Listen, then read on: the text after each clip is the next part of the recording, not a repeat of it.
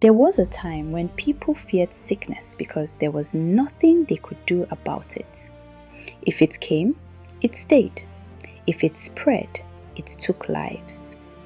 That was the world John G. Lake lived in, and for a long time, he was not different from everyone else. He was a businessman building his life in a normal way.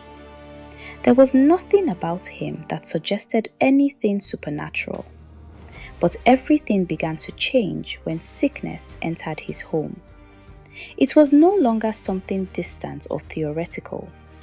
People close to him were affected, and it forced him to confront a question he could not ignore. Is what the Bible says about healing actually real? That question did not leave him. He did not treat it lightly. He began to search with intention. He gave himself to prayer, not as a routine, but as a pursuit. He studied the scriptures with a kind of seriousness that went beyond curiosity. This was not about ministry, it was about truth. He wanted to know if God still healed, and if he did, how a man could walk in that reality.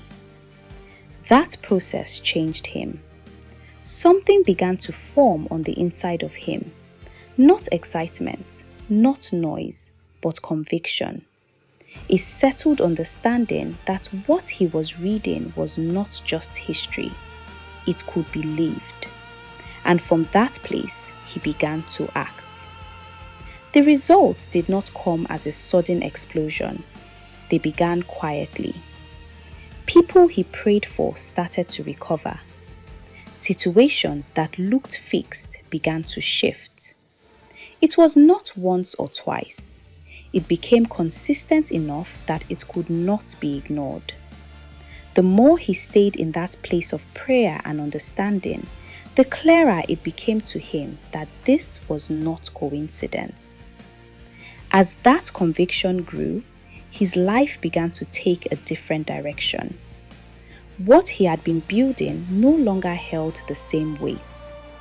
He eventually left and went to South Africa to live out what he had come to believe. When he arrived there, things did not stay quiet for long. People began to hear about what was happening. The sick came, and many of them left with testimonies. Accounts of healings began to spread.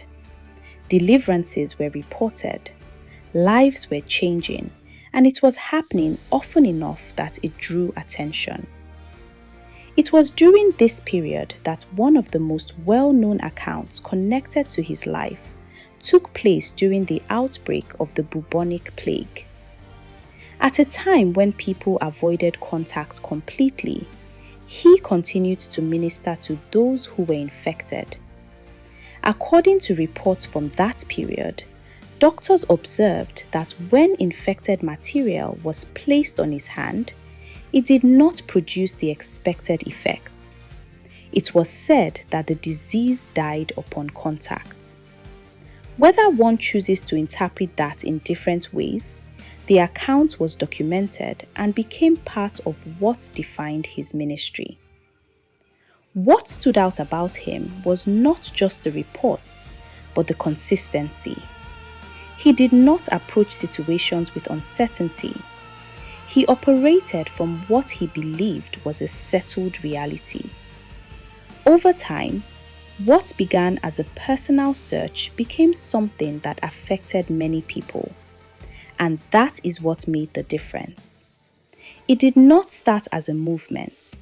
It started as a man refusing to leave a question unanswered and staying long enough to see if what he believed could become real.